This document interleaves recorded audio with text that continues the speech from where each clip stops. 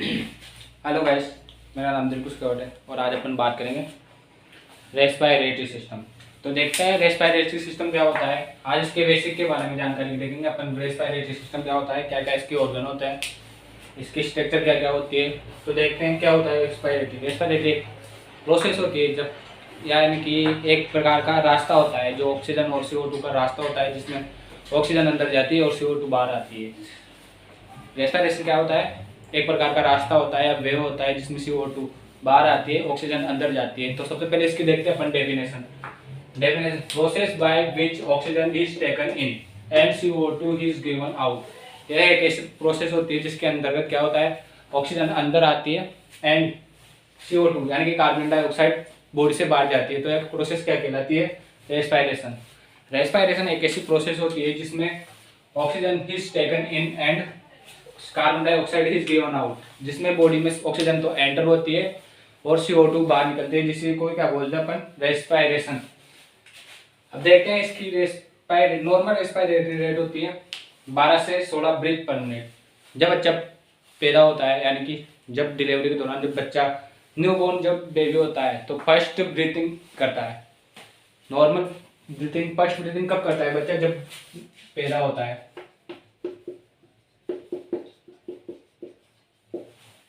बच्चा पैदा हुआ जैसे ही क्राई करेगा, क्राई करने के दौरान क्या करता है, फर्स्ट ब्रीथिंग करता है। जबकि माँ के यूट्रस में जब होता है बेबी, जब बेबी माँ के यूट्रस में होता है तो वो स्वयं रेस्पिरेशन की प्रोसेस नहीं करता है, क्योंकि उसको क्या होता है, प्लेसेंटा के द्वारा उसको ऑक्सीजन की सप्लाई होती है, ब्लड की सप्लाई होती है, सब कुछ सप्लाई न्यूट्रिएंट किसके द्वारा मिलता है, प्लेसेंटा के द्वारा। जैसे ही डिलीवरी होती है, डिलीवरी के दौरान बच्चा बाहर आता है, बच्चा बाहर आते ही क्या करता है, ब्रीथिंग यानी फर्स्ट ब्रीथिंग करता है। यानी कि ब्रीथिंग पैटर्न कब से शुरू होता है, जन्म के बाद से। ठीक है, अब देखते हैं अपन इसके type of respiration. Type of respiration में क्या क्या आता है, एक आता है एक्सटर्नल, एक आता है इंटरनल। अब क्या होता है, ब्लड होता है अपनी बॉडी में, ब्लड भी इंपॉर्टेंट रोल प्ले करता है किसके लिए, ट्रांसपोर्टेशन के लिए। ब्लड क्या करता है, ऑक्सीजन का ट्रांसपोर्ट करता है, न्यूट्रिएंट का ट्रांसपोर्ट करता है, अन्य जितने भी आवश्यक तत्व हैं उन सभी का ट्रांसपोर्टेशन कौन करता है, ब्लड। तो ब्लड भी एक इंपॉर्टेंट रोल प्ले करता है रेस्पिरेशन में। तो ये दो प्रकार का होता है, एक होता है एक्सटर्नल, एक होता है इंटरनल। एक्सटर्नल और इंटरनल कैसे, ब्लड और लंग्स के बीच में गैसेस का एक्सचेंज हो रहा है तो उसे क्या बोलते हैं, external. Blood and cell tissue, body की जो सेल टिश्यू है उनके बीच में जो एक्सचेंज हो रहा है उसे बोलते हैं इंटरनल रेस्पिरेशन। रेस्पिरेशन दो प्रकार का होता है, एक्सटर्नल, इंटरनल। ब्लड और लंग्स के बीच में गैस का एक्सचेंज एक्सटर्नल कहलाता है, इंटरनल में ब्लड और सेल टिश्यू के बीच में होने वाला गैस का एक्सचेंज इंटरनल कहलाता है। यह फेज ऑफ रेस्पिरेशन। रेस्पिरेशन की दो फेज होती है, एक होती है इंस्पायरेशन, एक होती है एक्सपायरेशन। इंस्पायरेशन में क्या होता है, air enter the lungs from body. क्या होती है, जैसे एयर अंदर को, मतलब एयर को अंदर लेना, क्या कहलाता है, इंस्पायरेशन। यह एक एक्टिव प्रोसेस होती है। एक्टिव कैसे, इसको लेने के लिए अपन को क्या होता है, एनर्जी वेस्ट करनी पड़ती है, यानी कि एनर्जी वेस्ट होती है। एक दूसरा आता है एक्सपायरेशन। एक्सपायरेशन क्या होता है, air leave the lungs from body. Body से या लंग्स से किसी एयर को बाहर निकालने की क्रिया क्या कहलाती है, एक्सपायरेशन। एक्सपायरेशन यानी कि CO2 को बाहर निकालने की क्रिया कहलाती है एक्सपायरेशन। ऑक्सीजन को ग्रहण करने की क्रिया क्या कहलाती है, इंस्पायरेशन। और ब्लड और लंग्स के बीच में होने वाला गैस एक्सचेंज क्या कहलाता है, एक्सटर्नल रेस्पिरेशन।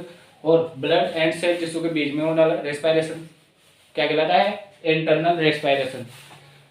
आज का अपना टॉपिक है रेस्पिरेटरी सिस्टम, यानी कि इसके बेसिक के बारे में जान रहे हैं। तो नॉर्मली चीज क्या होती है, ये एक वेव होता है किसका, CO2 को बाहर निकालने का और ऑक्सीजन को अंदर डालने का।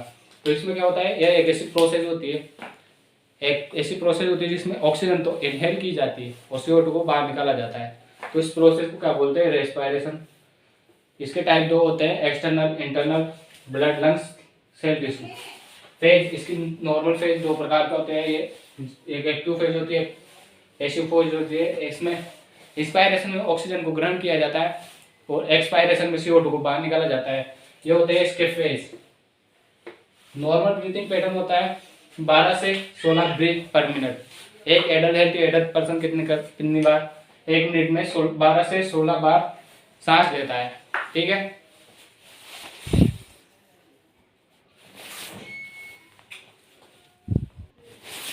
अब बात करते हैं respiratory organ, organ of respiratory system. Respiratory system में कौन कौन से ऑर्गन होते हैं जो जिनके द्वारा ऑक्सीजन को ग्रहण किया जाता है, किस किस के द्वारा लंग्स तक पहुंचती हैं, तो देखते हैं। सबसे पहला आता है रेस्पिरेटरी ऑर्गन में, सबसे पहला आता है नोज। नोज क्या होती है? नेजल नोज सबसे पहला ऑर्गन होता है जिसके द्वारा क्या होता है, नोज। नोज को सब जानते ही हैं, जिससे क्या होता है, ऑक्सीजन को ग्रहण किया जाता है। दूसरा आता है फेरिंग्स, नोज के जस्ट पीछे क्या प्रेजेंट होता है, फेरिंग्स, ठीक है। तीसरा आता है लेरिंग्स, लेरिंग्स यानी कि लेरिंग्स को वॉइस बॉक्स के नाम से भी जाना जाता है, जो बोलने में मदद करता है। लेरिंग्स के जस्ट नीचे पाया जाता है ट्रेकिया, ट्रेकिया को वाइट पाइप के नाम से भी जाना जाता है। ट्रेकिया के जस्ट बाद ट्रेकिया आगे जाकर दो भागों में डिवाइड हो जाता है, जिसे क्या बोलते हैं, ब्रोंकाई। ब्रोंकाई भी आगे जाके अनेक ब्रांचोस में डिवाइड हो जाती है, जिसे क्या बोलते हैं, ब्रोंक्यूल्स, ठीक है। ब्रोंक्यूल्स के एंड पर क्या पाया जाता है, alveoli.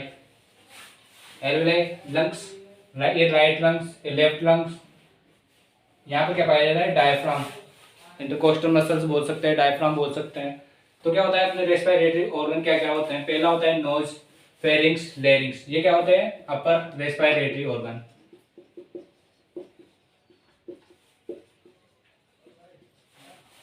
Knows, pharynx, larynx. Nose, pharynx, larynx क्या होते हैं, अपर रेस्पिरेटरी ऑर्गन। लेरिंग्स के बाद क्या प्रेजेंट होता है, ट्रेकिया। ट्रेकिया को वाइट पाइप के नाम से भी जानते हैं। ब्रोंकाई, ब्रोंक्यूल्स, लंग्स, एल्वेलाई से क्या होता है, अपर लोअर रेस्पिरेटरी ऑर्गन, ठीक। सबसे पहले क्या पाया जाता है अपने रेस्पिरेटरी ट्रैक्ट का, सबसे पहले ऑर्गन पाया जाता है नोज, फिर पाया जाता है फेरिंग्स, फिर पाया जाता है लेरिंग्स। ये क्या होते हैं, अपर रेस्पिरेटरी ट्रैक्ट ऑर्गन होते हैं। फिर उसके बाद में क्या पाया जाता है, trachea, bronchi, bronchioles, lungs, right lungs, left lungs, alveoli, diaphragm. ये क्या होते हैं, लोअर यानी कि नीचे प्रेजेंट होते हैं, लोअर रेस्पिरेटरी ऑर्गन होते हैं। ये क्या होते हैं, दो प्रकार के होते हैं, एक होता है अपर, एक होता है लोअर। अपर में तो नोज, फेरिंग्स, लेरिंग्स आता है, ट्रेकिया, ब्रोंकाई, ये इसमें इटीसी, इसमें लोअर रेस्पिरेटरी ऑर्गन में आता है। हाँ तो कैसा अपन ने आज देखा रेस्पिरेटरी सिस्टम। रेस्पिरेटरी सिस्टम की नॉर्मल चीजें देखी हैं। रेस्पिरेटरी सिस्टम कितने टाइप का होता है, फेजेस क्या होती है, इसमें कौन कौन से ऑर्गन को इंक्लूड किया गया है, रेस्पिरेटरी सिस्टम का मेन उद्देश्य क्या है।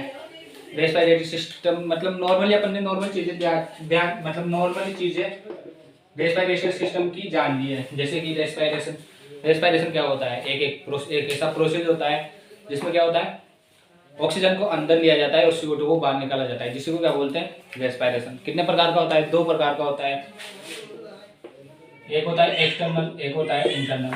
एक्सटर्नल में क्या होता है, ब्लड और लंग्स है, लंग्स में क्या है, गैसेस है, गैसेस और ब्लड के बीच में जो एक्सचेंज होता है गैसेस का, उसे एक्सटर्नल रेस्पिरेशन कहता है।